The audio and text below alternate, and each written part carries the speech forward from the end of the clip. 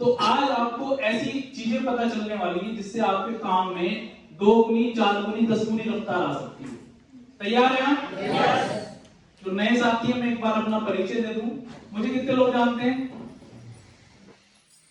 और जो नहीं जानते वो हाथ खड़ा कर लो, तो लोग जान जाओ, कोई बात नहीं। मैं ही हूं पंकज सैनी और मैं भगवानपुर से बिलोंग करता हूं और इस बिजनेस में वैसे तो मेरी ज्वाइनिंग बहुत पहले से है, लेकिन 2018 से मैं कंटिन्यू हूं। जॉब के साथ मैंने शुरुआत करी थी इस काम की। एक बार जोरदार तालियां चाहूंगा रवीश सर के लिए, उनके माध्यम से रवीश सर ने मुझे बताया था कि यहाँ से कुछ सामान खरीदना पड़ता है, कुछ आपको लाभ होगा, और हमने अपना रजिस्ट्रेशन करवा लिया। आपको भी ऐसे बताया गया होगा जो नए साथी भी जुड़े हैं, ऐसे बताया गया। तो हमने अपना रजिस्ट्रेशन करवा लिया। रजिस्ट्रेशन फ्री में था, कोई पैसे तो लगते नहीं थे, और धीरे धीरे शुरुआत हुई। 3-4 महीने सामान खरीदते रहे हो। आपको भी ऐसे ही कहा गया होगा सामान खरीदना है, ऐसे ही कहा जा रहा है जी। बात करनी है मेरे साथ, हम बुरे लगते रहने चाहिए। तो सामान खरीदने के लिए कहा गया, अपन सामान खरीदते रहे, और जब सामान खरीदते रहे तो क्या हुआ, 414 रुपए आए मेरे पास पहली बार। आप में चाहे किसके पहली बार पैसे, पहली बार कुछ भी आए 200 400 500 रुपए। सुरेश जी एक बार आ जाओ। 414 रुपए मेरे आए थे। इनसे पूछ लेते हैं कितने आए, सबको तो बुला नहीं सकते, समय कम है। सुरेश जी कितने पैसे आए पहली बार में? पहला चंगा 2403 रुपए का।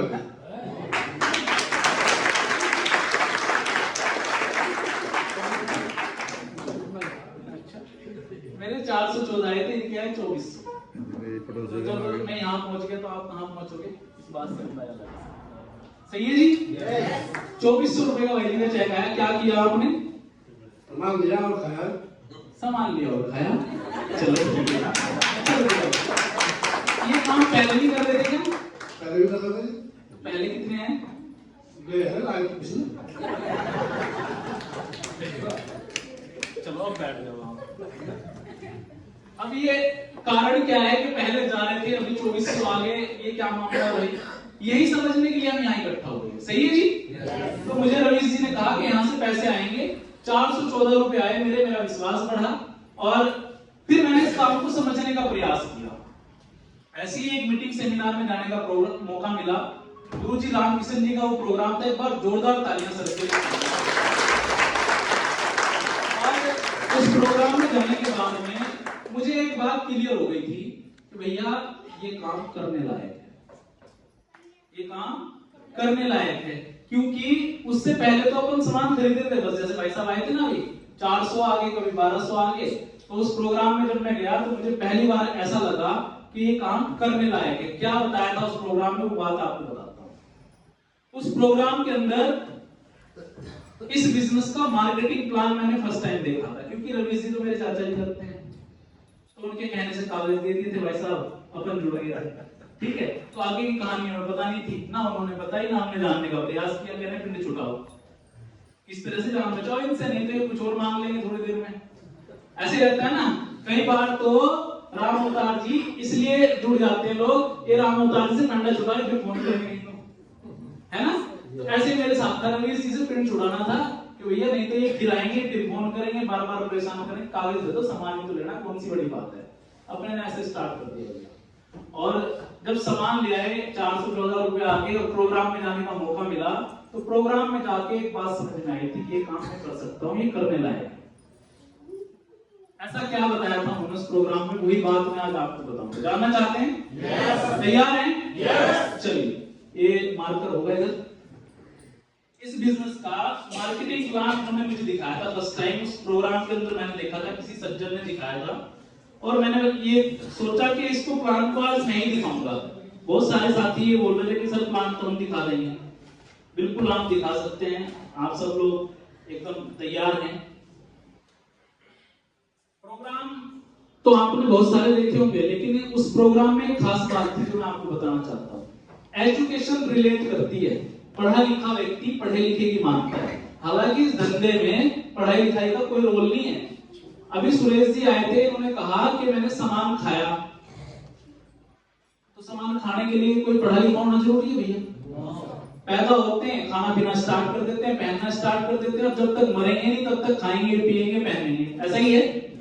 तो इसके लिए तो कोई जरूरत नहीं होती एजुकेशन की। लेकिन पढ़े लिखे आदमी को एक प्रॉब्लम होती है, उसको रहती है ईगो कि मैं तो पढ़ा लिखा हूं, मैंने एमबीए कर रखा है, मुझे तो जानकारी है, मुझे ये रमेश जी क्या बताएंगे, ये तो हाई स्कूल है। तो वो बात मेरे अंदर भी थी, तो उस बात ने मुझे परेशान किया, और 3 4 5 महीने मेरे निकल गए उस चक्कर में। और जब चीजें समझ में आनी स्टार्ट हुई तब तक काफी सारा समय निकल गया, तो आपका नहीं निकलने दूंगा, आप आज ही समझ जाओगे ना? पक्की बात है? चलो, तो ऐसा रहा कि एजुकेशन बीच में आई, मेरी क्वालिफिकेशन ठीक ठाक है, एमबीए करवा रखा है घर वालों ने। बच्चे हिंदुस्तान के 90% पढ़ना तो चाहते नहीं है, जबरदस्ती पढ़ाया जाता है डंडे से।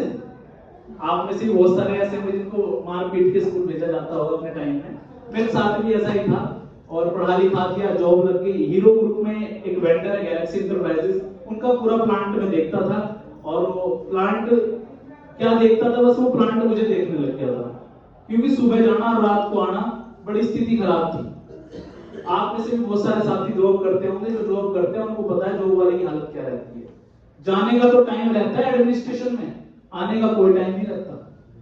आप सुबह जाएंगे अपनी मर्जी से, 8 बजे पहुंचना है, लेकिन 8 बजे छुट्टी होगी ये नहीं पता।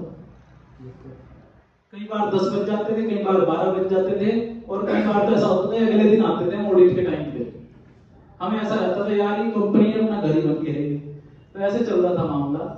और कारण क्या था, सिर्फ एक एजुकेशन बीच में आ रही थी, वो मुझे इगोइस्टिक उसने बना दिया कि मैं तो पढ़ा लिखा हूं, मैं तो समझदार हूं, और वो मेरी समझदारी गवर्नमेंट से नौकरी करवा रही थी। नौकरी गलत चीज नहीं है, मैं किसी की नौकरी को गलत नहीं बोल रहा हूं। नौकरी एक बहुत अच्छा साधन है जीवन को चलाने के लिए, लेकिन नौकरी ही सब कुछ नहीं। आप मुझे एक बात बताओ, दुनिया के जितने अमीर आदमी हैं, जितने कामयाब लोग हैं, क्या वो नौकरी कर रहे हैं? उनके यहाँ लोग नौकरी कर रहे हैं। अगर नौकरी इतनी अच्छी चीज होती, इतनी जबरदस्त चीज होती, तो वो भी नौकरी करते थे, है ना? जितने मिलेनियर बिलियनियर, जितने करोड़पति अरबपति हैं, भारत के हों चाहे बाहर के हों, वो किसी के यहाँ नौकरी नहीं करते, वो अपना धंधा करते हैं, अपना बिजनेस करते हैं। Right sir? ये बात मुझे उस प्रोग्राम से पता चली कि दुनिया में जितने लोग कामयाब हैं, करोड़पति हैं, वो नौकरी नहीं करते, वो कोई ना कोई बिजनेस करते हैं। राइट है जी? और मेरे पास कोई ऐसा साधन था नहीं कि मैं कोई बिजनेस करता, क्योंकि बिजनेस के लिए क्या चाहिए होता भाई साहब? पैसा चाहिए होता है। और ऐसा कोई बिजनेस मार्केट के अंदर था नहीं कि जिसके अंदर हम बिना पैसा लगाए व्यापार कर सके, बिजनेस कर सके। ठीक है जी? उस मीटिंग में जाने के बाद मुझे पहली बात पता चली, आरसीएम एक ऐसा अवसर है आम आदमी के लिए जो बिना पैसा लगाए पैसे कमा सकते हैं। यहाँ से जितना चाहे उतना कमा सकते हैं। मैं बहुत जिम्मेदारी के साथ सारी बात बोलूंगा, और जो मैं बोलूंगा उस बात को प्रूव भी करूंगा आपके सामने। ठीक है जी? तो आरसीएम क्या है जी? आरसीएम एक ऐसा अवसर है आम आदमी के लिए जहां से आप बिना पैसा लगाए पैसा कमा सकते हैं, और कितना भी कमा सकते हैं। राइट है जी? आपकी आवाज ध्यान से सुनिए। हाँ ठीक है। तो सबसे पहले समझते हैं आरसीएम बिजनेस के बारे में। जो मार्केटिंग प्लान मुझे दिखाया गया था, थोड़ा सा उसको बताते हैं। आरसीएम एक परिवर्तन है खरीदारी के तरीके में। ठीक है जी? हम सब लोग खरीदारी करते हैं जी। हल्दी, धनिया, नमक, मिर्च, सरफ, साबुन, कपड़ा, लत्ता, जूता, चप्पल, सब चीजें बाजार से खरीद के लाते हैं, किसी के घर नहीं बन रही है। सही है जी? तो आरसीएम क्या है? आरसीएम एक परिवर्तन इस खरीदारी के तरीके में। बहुत सारी चीजें हमारे सामने बदली, आपके सामने बदली। आज से अगर मैं 20 साल 30 साल पहले की बात करूं, तो खाना कैसे बनाते थे रामदास जी हमारे यहाँ? चूल्हे पे। आज भी है क्या? तो आगे देख लो, मोबाइल भाग जाएगा। वो लगता है खाना खुद ही बनाना पड़ेगा। सही जी? कहना चूल्हे पे बनाना तो खुद ही बनाना पड़ेगा। अच्छा, और बात करते हैं, आज से 20-30 साल पहले जो हमारे ट्रैवलिंग के साधन थे वो कैसे थे भैया? साइकिल थी। अभी रेडियो नहीं थी उस टाइम। अभी बाइक है, कार है, और हाईटेक चीजें भी हैं, हवाई जहाज, हेलीकॉप्टर है कि नहीं है? बदल रही है चीजें। उसके बाद अगर और बात करते हैं, आज से 30 साल पहले एजुकेशन सिस्टम कैसा था हमारा सर? बहुत दूर दूर स्कूल थे, तख्ती पे पढ़ाई होती थी। तख्ती देखी, तख्ती आपने? आपने देखी? तख्तियों पे पढ़ाई होती थी, उसको पोतते थे, फिर लिखते थे, फिर यही था सर। और जो पोत के नहीं लाता था तख्ती, उसको क्या मिलता था? फिर सुताई होती थी। अभी तो स्कूलों में नियम आगे बच्चों को मारना भी नहीं है। सही है जी। और बात कर लेते हैं। और पहले अगर हम बात करें तो अगर आपको अपने किसी रिश्तेदार की खैर खबर लेनी होती थी आज से 40 साल 30 साल पहले, तो क्या करते थे साहब? चिट्ठी लिखते थे। चिट्ठी लिख के भेजते थे हम। एक हफ्ता जाने में लगता था, एक हफ्ता चिट्ठी उधर से आने में लगता था। 15 दिन में खबर मिलती थी। 15 दिन में तो भैया 3 दिन मत लेती आज।